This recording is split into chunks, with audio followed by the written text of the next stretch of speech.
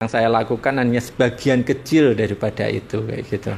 Nah, tentu kalau umpamanya kita bicara menemani minoritas, dulu kan kita sering mendengar Gus Dur kan dianggap sebagai pembela minoritas kayak gitu kan, dan banyak hal mulai dari kebijakan pemerintah, sikap, aktivitas, dan juga mungkin keputusan-keputusan yang beliau lakukan itu adalah sebuah pembelaan, dan dia memiliki power, memiliki otoritas, memiliki kredibilitas untuk melakukan itu.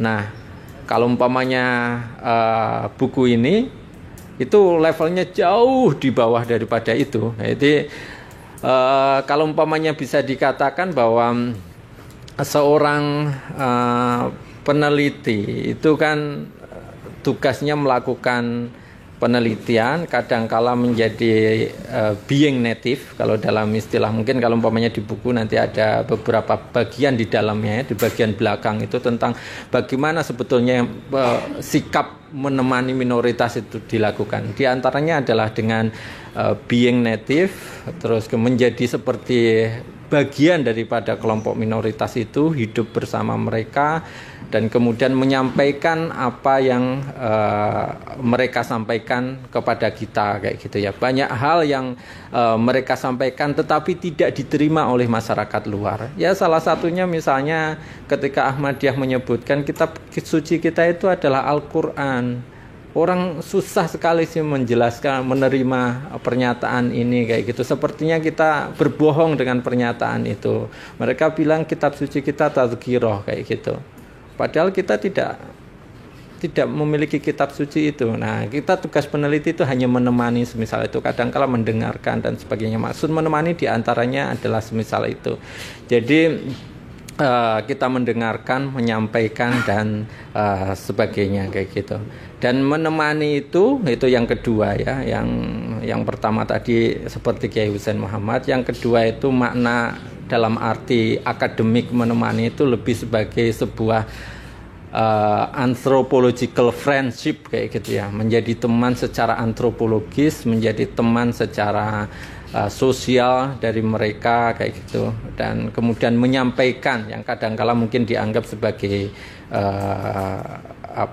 mediator kayak gitu ya, menjadi broker antara mereka dengan kelompok di luar yang mungkin tidak bisa mendengar, tidak mau atau tidak bisa mendengar dari mereka langsung kayak gitu. Kan beberapa kali kan kelompok penghayat kepercayaan, kelompok minoritas agama itu menyampaikan itu, tetapi yang namanya kelompok garis keras itu kan susah untuk mendengarkan mereka, berdialog dengan mereka. Barangkali fungsi daripada teman itu adalah menjadi broker, menjadi mediator dan sebagainya kayak gitu. Itu yang kedua yang mungkin secara akademik. Yang ketiga mungkin bisa dikatakan bahwa seperti ini saya sangat tersentuh ketika ketemu dengan salah satu cendekiawan Ahmadiyah di Tasikmalaya beberapa waktu lalu. Dia mengatakan, pertama kali saya mendengar buku ini, membaca buku ini, saya tersinggung. Pertama, saya disebut sebagai minoritas. Kedua, saya dianggap butuh teman. Terus saya mencoba membaca buku ini dan mencari apa yang di dalamnya yang kira-kira bisa membuat saya marah gitu.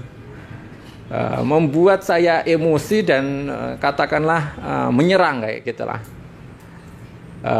Terus kemudian dia menyatakan itu di dalam diskusi, dan ternyata saya tidak menemukannya. Saya bersyukur sekali dengan pernyataan itu.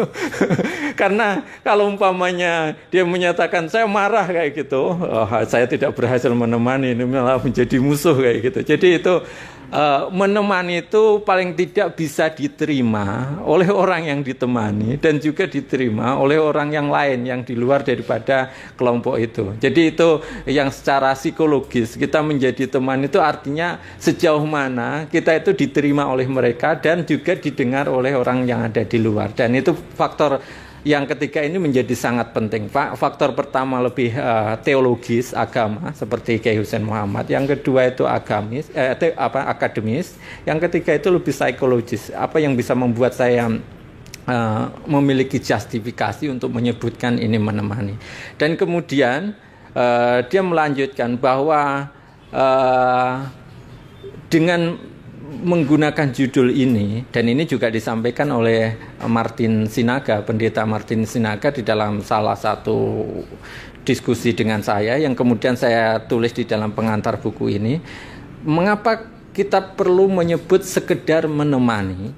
Itu adalah agar tidak ada arogansi di dalam diri kita terhadap mereka, bukan membela, yaitu ya. Tetapi kita sekedar menjadi teman. Yang pertama, menghilangkan rasa arogansi dan merasa kita powerful, sangat berkuasa, sangat kuat.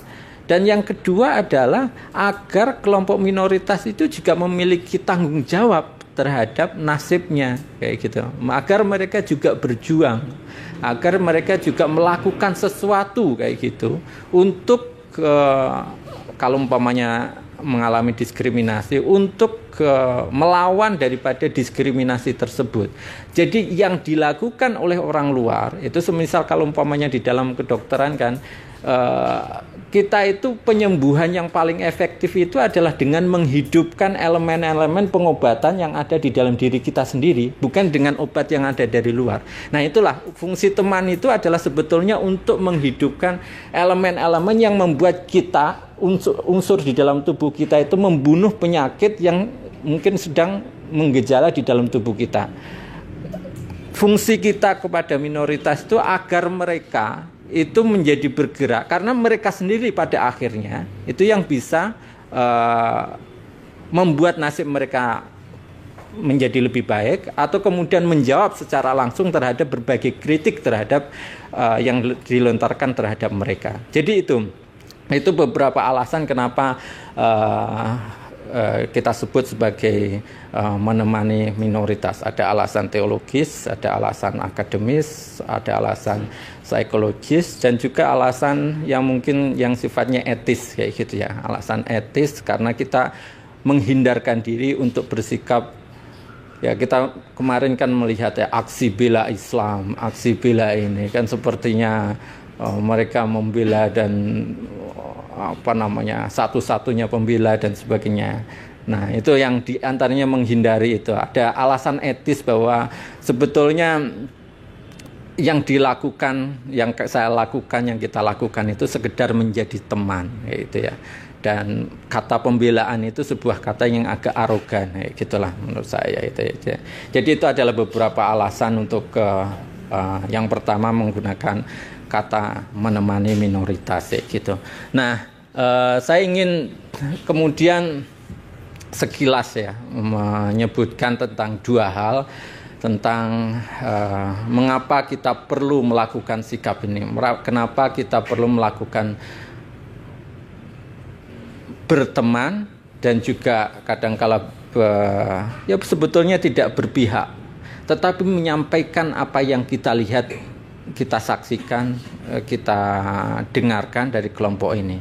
Ketika misalnya saya sebutkan tentang beberapa keyakinan, beberapa ajaran daripada kelompok-kelompok tertentu, Syiah, Ahmadiyah, ataupun misalnya penghayat kepercayaan dan lain-lain, kan sudah ada stereotip, sudah ada prejudis, sudah ada stigma di dalam masyarakat. Misalnya kalau saya ketemu dengan beberapa pastor, beberapa pendeta di Sumatera Utara gitu ya, Pak, apa yang Bapak ketahui tentang apa yang Bapak pahami tentang Parmalim kayak gitu.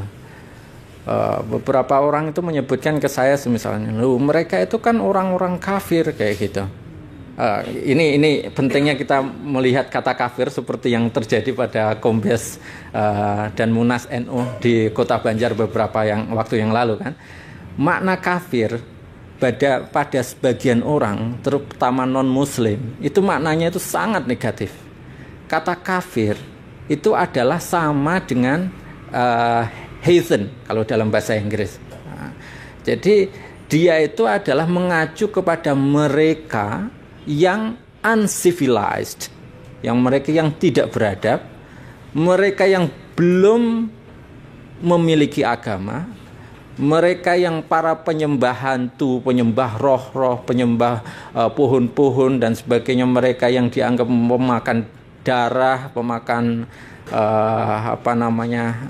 dan sebagainya, itu adalah yang disebut dengan kafir. Jadi bukan mengacu kepada berbeda dalam definisi kata kafir Arab, tetapi kafir itu maknanya sangat negatif, pejoratif, dan kemudian mungkin discrediting, mendiskreditkan orang lain. Jadi ketika ada seorang pendeta pastor mengatakan orang Parmalim itu adalah kafir, itu sangat negatif. Makanya yang dilakukan kita ketika melakukan penjelasan tentang Parmalim, itu adalah satu bagian di dalam buku ini, itu adalah menyampaikan bahwa yang kelompok Parmalim itu juga menyembah kepada Tuhan yang Maha Esa. Mereka itu bukan orang yang memakan darah, mereka bukan orang yang menyembah hantu-hantu dan sebagainya. Mereka itu adalah beragama, tetapi dalam konteks kita masih tidak dianggap beragama dan sebagainya. Jadi semisal itu. Jadi sesuatu yang kita sampaikan itu berbeda dari pandangan umum, itu kelihatannya seperti membela, padahal kan sebetulnya hanya menyampaikan fakta, kayak gitu kan. Sama juga ketika kita menyebutkan orang Ahmadiyah itu hajinya bukan ke Qadian loh. Mereka itu syahadatnya sama dengan umat Islam yang lain, hanya mereka ada tambahan baiat, sama seperti di dalam tasawuf. Di dalam tasawuf itu ada syahadat sama, tetapi kemudian sebagai pengikat antar golongan mereka, maka mereka ada baiat kepada mursyidnya. Nah itu sama dengan di Ahmadiyah, mereka juga ada syahadat, ada baiat kayak gitu, sebagai tambahan daripada syahadat tersebut. Dan mereka tidak melakukan haji ke Qadian, tetapi ke Makkah Madinah, hanya karena beberapa orang termasuk pemerintah Saudi melarang, jadi mereka itu mengalami kesulitan itu. Sama seperti kalau umpamanya orang NU yang belum bisa melakukan haji ke Mekah Madinah, maka kadangkala hanya pergi ke ziarah Wali Songo kayak gitu kan. Nah, sama mereka juga karena tidak bisa ke Mekah Madinah, mereka hanya pergi ke Qadian sebagai tempat yang bersejarah, bernilai historis dan bernilai edukatif, teologis bagi mereka. Tetapi itu bukan pengganti daripada haji, bukan pengganti daripada umroh kayak gitu. Jadi ini yang kita lakukan kan sebetulnya menyampaikan keyakinan mereka, tetapi karena di dalam masyarakat frame-nya itu sudah berbeda, stigmanya sudah berbeda, dianggap kita membela, padahal tidak. Yang dilakukan peneliti itu kan sebetulnya menyampaikan fakta, tetapi kemudian karena fakta itu berbeda dari keyakinan, dianggap loh kamu membela, kamu jadi juru bicara. Tidak, ini hanya sekedar menyampaikan semisal itu. Nah itu yang yang terjadi di dalam konteks pembelaan, pertemanan dan sebagainya itu. Nah, saya tadi akan menjelaskan tentang alasan kenapa buku ini ditulis. Alasan yang pertama itu sebetulnya mengacu kepada Slavoj Zizek gitu ya. Tadi makanya pada awalnya saya bertanya, ada yang dari AF enggak gitu, akidah filsafat enggak gitu. Karena saya ingin bertanya, kalau sekarang yang dipelajari siapa saja tokoh-tokoh filosof di AF.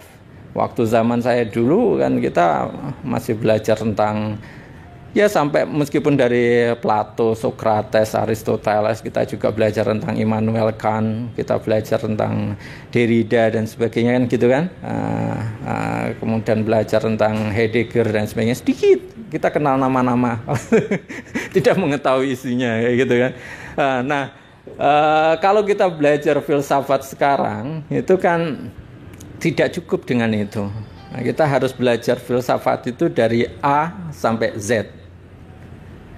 Itu singkatan, itu guyonan.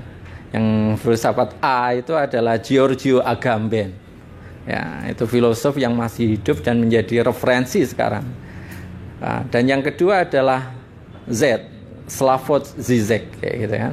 Jadi kita belajar filsafat itu dari A sampai Z, artinya dari Agamben sampai Zizek kayak gitu. Tapi itu betul, kalau umpamanya kita belajar tentang kondisi masyarakat kontemporer saat ini, dunia dengan problem-problemnya, Tidak cukup dengan belajar Aristoteles dan Plato atau kemudian filosof yang dulu, tetapi termasuk harus memasukkan nama Giorgio Agamben, orang Italia, dan Slavoj Žižek ini. Itu adalah salah satu filosof yang sekarang masih hidup dan sangat berpengaruh di dunia. Nah, salah satu pandangannya yang saya kira sangat berpengaruh dalam konteks masyarakat dunia sekarang itu adalah ini yang sering disebut ketika dia melihat tentang rasis, sektarian, eksklusivis fantasi. Fantasi para eksklusivis, fantasi kelompok sektarian, fantasi orang-orang rasis itu. Kan sering mengatakan semisal ini. If only they were not here, if only they weren't here, life would be perfect and society will be harmonious again. Seandainya mereka itu tidak di sini, maka kehidupan ini akan menjadi sempurna dan masyarakat menjadi harmonis lagi. Nah, kata mereka itu bisa berganti-ganti. Kata mereka itu bisa berganti kepada agama yang lain, Kristen misalnya. Seandainya Kristen tidak di sini, maka kehidupan itu menjadi sempurna dan masyarakat menjadi harmoni lagi. Di India mungkin maknanya berbeda. Orang Islam, seandainya orang Islam itu tidak di sini, maka kehidupan menjadi sempurna dan masyarakat menjadi harmonis lagi. Di Amerika lain lagi. Mereka itu maknanya kelompok Hispanik dan sebagainya, ya kan? Di Myanmar maknanya menjadi orang Rohingya misalnya. Di New Zealand orang Islam lagi mungkin ya. Terus di NTB mungkin orang Ahmadiyah yang hidup di transito sejak tahun 2006 sampai sekarang itu. Seandainya orang Ahmadiyah tidak di sini, life would be perfect, society will be harmonious again. Di Madura orang Syiah mungkin. Seandainya orang Syiah tidak di Sampang kayak gitu, maka Sampang itu akan menjadi lebih harmonis dan masyarakat menjadi harmonis lagi kayak gitu. Nah, ini yang kadang-kala kan seperti itu. Mungkin sebagian daripada orang Muhammadiyah akan bilang seandainya ini semuanya Muhammadiyah ini akan lebih bagus. Di NU mungkin juga ada yang ekstrim juga. Seandainya Situbondo itu menjadi kota satu-satunya NU, maka akan menjadi lebih bagus. Nah, ini ada sebagian daripada masyarakat kita yang berpikir seperti itu. Dan kemudian kasus-kasus seperti Christchurch shooting, penembakan di Masjid Christchurch itu terjadi karena dia berpikir orang Islam itu hanya mengganggu ekonomi kita gitu. Kalau umpamanya orang Islam di sini kita tentu lebih sejahtera kayak gitu kan, itu logikanya. Orang Hispanik itu hanya mencari hidup di Amerika. Mereka itu tidak banyak membantu identitas, kesejahteraan dan sebagainya. Mereka itu harus out dari sini. Kita buat tembok besar kayak gitu yang menghalangi orang Meksiko masuk ke Amerika gitu. Harus kita bangun lagi kayak gitu. Nah, terus kemudian di Rohingya, ini orang Rohingya itu tidak ada sejarahnya di Myanmar gitu. Mereka itu hanya menjadi benalu, diusir aja deh kayak gitu kan. Itu kan paradigma semisal ini banyak berlaku di masyarakat. Dan mungkin teman-teman pernah melihat survei yang dilakukan oleh Wahid Institute, Setara Institute, dan juga lembaga survei lain, termasuk LSI dan sebagainya atau SMRC gitu kan. Kan diantaranya yang bertanya, siapa yang paling tidak kamu suka untuk menjadi tetanggamu? Terus kemudian muncul list Yahudi. Padahal Yahudi tidak ada di Indonesia kayak gitu ya. Tapi paling tidak disukai. Terus kemudian ada komunis. Nah, itu kadang-kala masyarakatnya nggak ada, tetapi menjadi orang yang pertama tidak disukai. Terus kemudian Ahmadiyah, LGBT dan sebagainya. Itu kan kemudian list orang-orang yang tidak disukai berada di sekitarnya. Itu artinya ini ada sedikit elemen yang kita sebut dengan eksklusivis fantasi, sektarian, rasis fantasi di dalam masyarakat. Nah, di dalam konteks itulah kita perlu menjadi teman kepada mereka yang tidak beruntung itu, kelompok-kelompok kecil itu. Mereka tidak ada pembelanya kalau tidak ada orang yang bersuara, dan sebagian masyarakat akan menjadi lebih konservatif di dalam hal itu. Ada contoh yang sederhana sebetulnya kalau umpamanya kita melihat kuburan misalnya, atau kos-kosan, atau klaster perumahan. Itu kan sudah kita melihat, oh klaster perumahan ini hanya untuk orang Islam. Atau ada tempat yang lain itu kos-kosan ini hanya untuk orang Islam. Atau kalau enggak, kuburan ini hanya untuk orang Islam. Kalau ada salib kita bongkar ya gitu kan. Kasus-kasus seperti itu terjadi. Artinya sampai mati pun tidak bersedia berdampingan dengan mereka yang berbeda. Jadi bukan hanya kasus ini, kasus besar misal Christchurch, negara dan sebagainya, tapi kita bisa melihat hal-hal kecil di dalam diri kita yang tidak bisa berdampingan dengan mereka yang berbeda. Kalau sesama besar mungkin bisa membela diri, tapi kelompok kecil tertentu mereka tidak bisa melakukan pembelaan itu. Makanya kita perlu melakukan pertemanan, dan paradigma ini perlu untuk dilawan ya, itu paradigma rasis fantasi ya, dan sebagainya itu. Nah, ini contoh-contoh sebetulnya yang tadi saya sebutkan tentang bagaimana yang terjadi di Rohingya, di Tanjung Balai, di Puspa Agro, Sidoarjo, di Transito, Sumatera Barat, Nusa Tenggara Barat, kemudian di Christchurch, di Selandia Baru dan sebagainya. Itu kasus besar. Tetapi yang kasus kecil juga banyak. Kita tidak bisa menerima orang Papua kos di rumah kita atau di sekitar kita, atau kita tidak bisa menerima yang jelas dari etnis tertentu mungkin hidup di lingkungan kita dan sebagainya. Saya sempat mendapatkan WA, SMS dan juga pesan di Facebook itu dari beberapa tetangga saya yang kan waktu saya pergi keluar untuk ke sekolah kayak gitu kan, saya mau ngontrakkan, Pak, tolong jangan kontrakkan rumahnya ke orang-orang yang berbeda agama kayak gitu. Jadi padahal di situ hanya satu orang yang saya tahu itu di lingkungan itu, tetapi mereka sudah tidak mau ada orang yang mengontrakkan rumahnya kepada mereka yang berbeda kayak gitu. Jadi ini kan ada sedikit pembatasan, tidak bersedia untuk berdampingan dengan mereka yang berbeda kayak gitu. Jadi ini menjadi sesuatu yang saya kira tantangan bagi kita semuanya dalam kehidupan masyarakat yang plural, yang katanya kita itu toleran, yang kita katanya sangat menjaga kebinekaan dan sebagainya kayak gitu. Kalau yang kecil mungkin dalam hal kos-kosan, dalam hal kuburan kita tidak bisa menerima, itu akan berbahaya. Kalau besar seperti kasus yang di Myanmar dan sebagainya itu, makanya kita perlu berbicara tentang masalah ini kayak gitulah. Nah, saya ini contoh-contoh gambar-gambar itu yang kita sebut sebagai ini. Kalau ada yang pernah atau dari NTB, Nusa Tenggara Barat. Ini adalah bagaimana sebetulnya orang Ahmadiyah yang di Transito itu hidup. Tahu nggak? Mungkin separuh daripada baris ini. Ini sejak 2006 mereka di situ dipisahkan satu keluarga dengan curtain, dengan tabir, dengan kain kayak gitu. Dan kadang-kala lucu-lucu juga ceritanya, meskipun kita sedih melihatnya sambil mendengar. Kadang-kala gimana Bapak bisa punya beberapa anak dalam kondisi semisal itu kayak gitu kan. Kan ada nada dering, nada bunyi dan sebagainya. Yang masih kecil nggak paham ya. Ya itulah maksud saya, ini adalah contoh tentang kehidupan mereka, sekolah mereka, kehidupan mereka sejak 2006 itu, yang seperti stateless citizen, seperti orang yang tidak punya negara meskipun mereka di negara Indonesia kayak gitu. Ini juga kasus yang lain.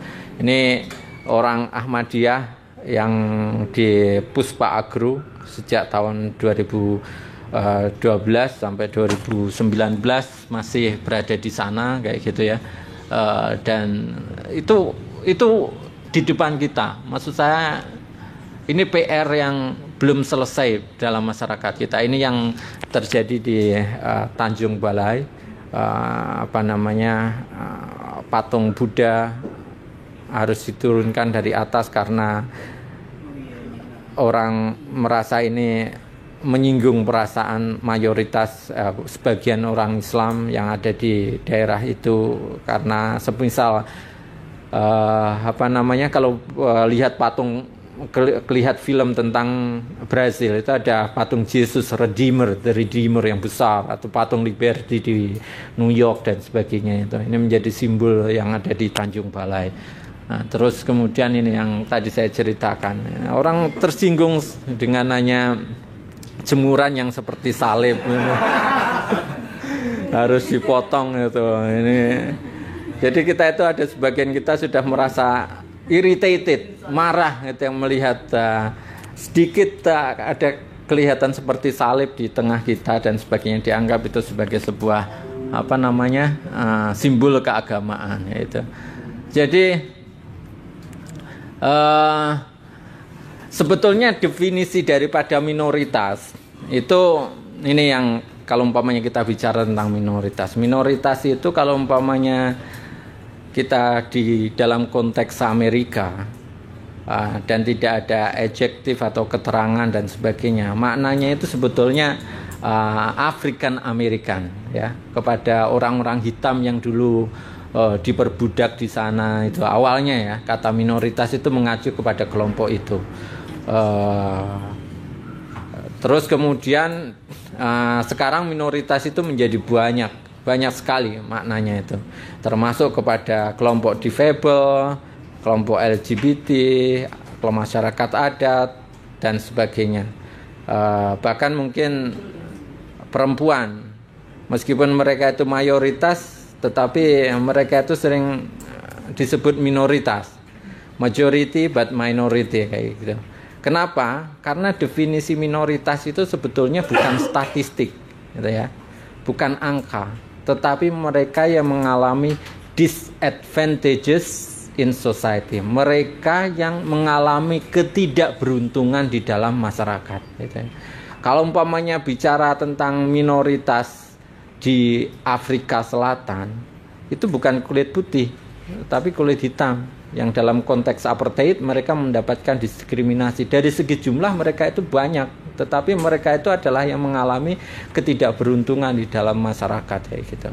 Di dalam konteks negara penjajahan dan sebagainya, yang disebut minoritas itu adalah negara-negara terjajah, bukan kepada penjajah yang biasanya jumlahnya kecil, kayak gitu. Jadi intinya konsepnya itu adalah mereka yang mengalami ketidakberuntungan di dalam masyarakat, kayak gitu. Itu adalah makna daripada minoritas, meskipun jumlahnya itu besar dan sebagainya. Dan itu yang perlu ditemani dan sebagainya. Dan kalau di dalam bahasa agama, istilah yang paling dekat dengan kata minoritas itu apa kira-kira? Mustadafin, ya, mustadafin itu orang yang bisa marginalized, bisa discriminated, bisa the poor, the needy, mereka yang lemah dan sebagainya. Tetapi kan tidak ada mereka yang dilemahkan, kayak gitu kan. Mustadafin, mereka yang mengalami diskriminasi dan sebagainya. Dan itu yang dimaksud dengan minoritas itu, ya itu mereka yang mustadafin itu. Dan tugas daripada agama diantaranya dalam konsep zakat kan membantu mereka itu, ya, tanpa melihat kepada apakah mustadafin itu kelompok yang kita tuduh sesat, apakah mereka itu non muslim dan sebagainya. Tapi kalau mereka mustadafin itu yang perlu dibela, kayak gitu. Nah, ada satu kasus itu yang di Sampang Madura yang saya tulis di dalam buku itu, dan juga di Transito. Saya bertanya kepada ulama yang sangat ternama di dalam negeri ini, Pak Yai, itu Transito itu kok dilewati terus itu ketika pembagian zakat? Mereka kan orang tidak punya. Ya, orang Islam masih banyak yang tidak berdaya, kayak gitu, ya. Jadi meskipun mereka itu tidak berdaya, belum satu bagian dari buku itu menjelaskan belum mendapatkan bagian daripada zakat karena mereka dianggap sebagai orang sesat, ya gitu. Dan pernah suatu saat itu ada bantuan datang ke orang Syiah di Sampang. Tetapi kemudian bantuan itu diambil lagi, kayak gitu. Dan Anda coba lihat di mana lembaga Lazis, Bazis, Basnas atau apa yang kemudian aktif melakukan pembelaan terhadap kelompok-kelompok ini. Apakah Basnas bergerak, apakah kemudian Lazisnu bergerak, apakah Lazismu bergerak terhadap kasus-kasus semisal ini, gitu. Atau PKPU, apakah PKPU bergerak dan sebagainya. Dalam studi yang dilakukan oleh Hilman Latif yang kemudian terbit di dalam satu jurnal, berbagai kelompok lembaga zakat itu enggan, gitu ya. Atau bahkan tidak ada yang mempromosikan untuk melakukan pengumpulan dana yang itu akan diberikan kepada kelompok-kelompok yang ada di Transito atau yang di Puspa Agro dan kemudian di tempat-tempat yang mengalami diskriminasi, ya kan? Agak enggan itu, dan dianggap itu akan justru menjadi counterproductive, tidak produktif terhadap upaya pengumpulan zakat, kayak gitu. Jadi masih ada paradigma yang semisal itu. Padahal kalau umpamanya kita mencoba memaknakan mustad'afin secara lebih luas itu, maka salah satu maknanya itu adalah mereka yang tidak berdaya itu, mereka yang terlemahkan, mereka yang terdiskriminasi dan sebagainya, kayak gitu. Jadi itu yang makna daripada minoritas itu adalah mereka yang mengalami disadvantages, mengalami tidak beruntungan di dalam masyarakat. Nah, ini agak berbeda-beda gitu ya. Saya mungkin tidak menjelaskan karena ini tentang berkaitan dengan seperti apa tuntutan kelompok minoritas dan sebagainya di Eropa dan sebagainya itu. Ini yang saya maksudkan tadi, definisi antara yang dipakai PBB dan juga definisi dari akademik yang mungkin lebih mengena itu ada bedanya, gitu. Jadi ini karakteristik yang dari kelompok minoritas nanti bisa dibaca sendiri di dalam bukunya dan sebagainya. Tapi yang jelas kita bisa melihat bahwa inti daripada kelompok minoritas itu yang karakteristik yang kita sebut minoritas itu ada 4 itu ya. Yang pertama ada subordinat, ada subordinat itu ya. Ada mereka yang enjoying higher social status dan privilege, mereka yang menikmati keberuntungan di dalam masyarakat, tetapi mereka ada yang juga mengalami ketidakberuntungan di dalam masyarakat. Ini salah satu, dan yang ketidakberuntungan itu yang kita sebut sebagai minoritas. Yang kedua, mereka akan mengalami kesusahan untuk ikut serta di dalam berpartisipasi di dalam masyarakat secara umum.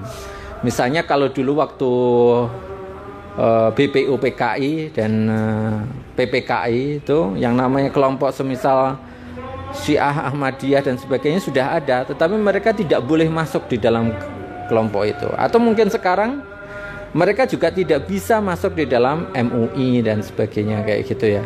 Atau mereka juga tidak bisa kalau kasus misal di Transito itu tuh mendapatkan dana BOS dan sebagainya, kayak gitu untuk anak-anaknya dan sebagainya. Ya, beberapa kasus itu mereka tidak bisa mendapatkan surat EKTP dalam beberapa kasus seperti di Manislor dan di beberapa tempat yang lain itu. Jadi kondisi mereka yang kadangkala kesusahan untuk berpartisipasi penuh itu yang diantaranya membuat yang kita sebut sebagai minoritas itu menguatkan bonding, ikatan di antara mereka, dan kadangkala mengokohkan diri bahwa mereka itu adalah kelompok yang berbeda, ya kan? Itu yang diantaranya kalau umpamanya kita membaca kasus Ahmadiyah, bonding di antara mereka karena eksklusi di sosial itu yang kemudian mereka tidak membolehkan anak-anaknya kawin dengan orang non Ahmadi. Tidak boleh membuat mereka jamaahnya berjamaah dengan imam non Ahmadi. Ya kan? Itu diantaranya adalah faktor sosial yang kemudian membuat mereka menjadi mengeksklusi diri. Jadi ketika masyarakat mengeksklusi, memisahkan, mereka juga mengalami, kita harus menguatkan diri, mengokohkan bonding di antara kita, karena masyarakat memisahkan kita dan tidak menganggap kita. Tanpa melakukan itu mereka tidak bisa survive kayak gitu. Itu yang diantaranya. Jadi faktor di luar itu berpengaruh tentang bagaimana mereka bersikap dengan kelompok mereka dan membuat mereka mengokohkan eksklusi mereka terhadap kelompok yang lain. Jadi itu diantaranya. Yang keempat itu adalah, ini lagi-lagi bukan statistik gitu ya. Ini adalah lebih kepada kondisi sosial daripada kelompok tertentu kayak gitu. Nah, di Indonesia kalau umpamanya dalam kaitannya dengan agama, itu kan ada beberapa kelompok yang bisa disebut sebagai minoritas. Secara umum bisa dikatakan selain agama Islam itu adalah minoritas ya gitu. Meskipun di daerah-daerah tertentu semisal Bali dan sebagainya itu umat Islam ya yang mayoritas. Tetapi biasanya kategori minoritas itu lingkupnya adalah negara, bukan daerah, karena sovereignty, kedaulatan itu adalah dibentuk dalam konteks negara, bukan per provinsi atau per kabupaten dan sebagainya. Meskipun kadangkala ada dinamika yang berbeda di dalam daerah tertentu dan sebagainya, tapi ukurannya kadangkala adalah konteks state, konteks negara kayak gitu. Terus kemudian yang pertama adalah tadi kelompok yang minoritas dalam agama itu selain agama Islam. Yang kedua, mereka yang disebut minoritas itu, kalau kita mengacu kepada PNPS 65, adalah di luar daripada 6 agama yang dalam tanda kutip diakui, ya. Nah, semisal mereka yang dibiarkan adanya, kalau dalam bahasa PNPS Undang-Undang Nomor 1 PNPS 65 tentang penodaan agama itu. Yang kelompok yang kedua adalah mereka yang dibiarkan adanya, semisal Sikh, Bahai, Yahudi, di situ disebut Zoroaster dan Shinto, meskipun mungkin tidak ada pemeluknya di Indonesia kayak gitu. Tetapi di dalam buku-buku perbandingan agama biasanya selalu disebut Shinto dan Zoroaster dan sebagainya ya. Itu karena sejarah yang lama itu kita belajar teologinya akan memasukkan itu. Terus yang ketiga itu adalah penghayat kepercayaan, dulu disebut aliran kebatinan dan sebagainya. Mereka sendiri menyebutnya sebagai agama leluhur dan sebagainya kayak gitu ya. Mereka banyak yang tidak dianggap memiliki agama atau belum beragama sehingga menjadi sasaran daripada para misionaris, baik dari Islam, Kristen, Hindu, Buddha dan sebagainya. Yang keempat yang disebut minoritas itu adalah dalam konteks agama ya, lagi-lagi itu adalah minoritas di dalam agama mainstream. Kalau di dalam Islam kan Ahmadiyah sama Syiah, atau mungkin ada kelompok yang lain, semisal Wetu Telu dan sebagainya kayak gitu kan. Di Kristen mungkin ada Mormon dan sebagainya kayak gitu. Terus yang kelima, kelompok kelima yang kita sebut minoritas agama itu adalah yang biasanya disebut dengan New Religious Movement, gerakan keagamaan baru, semisal Lia Eden, Gavatar, Anand Ashram, Anand Krishna itu ya. Terus kemudian Brahma Kumaris, terus apa lagi ya yang itu yang Gavatar itu ya, Gavatar Ahmad Sadiq, Musaddiq dan sebagainya. Ya itulah beberapa kelompok yang kita sebut minoritas itu, diantaranya semisal itu. Jadi ya ini mungkin tidak perlu saya sebutkan, tetapi itu diantaranya gambaran umum yang kita sebut. Mungkin yang terakhir yang tadi saya katakan itu tadi ya, terkait ini yang saya sebut kelompok minoritas itu sebagai kategori daripada mustad'afin. Nah, teman-teman semuanya, ini penting sekali yang terakhir saya sampaikan. Orang sering mengatakan bahwa kalau umpamanya kita melakukan aktivitas semisal ini kadang-kala di dalam organisasi itu kita memegang kartu mati, yaitu ya. Karir kita mungkin akan mengalami kesusahan, atau kemudian gerak vertikal daripada peran kita di dalam organisasi akan mengalami kesusahan. Tetapi saya yakin ya, sebetulnya masyarakat kita itu moderat yang dominan itu ya. Kita melihat banyak orang yang melakukan semisal ini, mereka tidak mati kayak gitu, tidak mati karirnya, ataupun justru mereka mungkin mengalami survival atau mungkin vertikalisasi yang baik kayak gitu, karena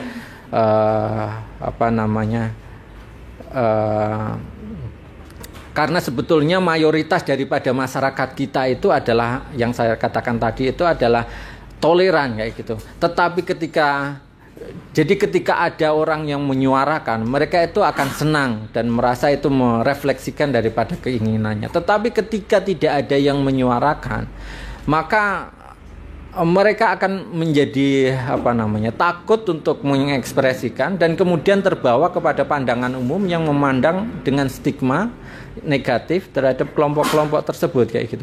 Jadi ketika ada orang yang berani bersuara yang terkait dengan minoritas dan sebagainya, maka orang-orang yang lain itu akhirnya banyak juga yang melakukan hal tersebut. Coba kita lihat ketika Setara Institut, Wahid Institut dan sebagainya melakukan aktivitas ini, maka sebetulnya banyak dari kalangan muda. Kita lihat misalnya Gus Durian itu, bagaimana gerakan itu kemudian menyebar di banyak daerah dan memiliki banyak. Itu diantaranya adalah sebetulnya kalau ada orang yang menghidupkan lagi nilai-nilai yang diajarkan Gus Dur, itu banyak yang ikut ya gitu. Tapi kalau tidak ada ya gitu, maka itu sepertinya tidak ada yang menyuarakan itu, tidak ada yang memulai. Tapi ketika ada Gus Durian misalnya, itu kan kemudian kita lihat haul Gus Dur di beberapa tempat itu kan cukup ramai didatangi orang kayak gitu.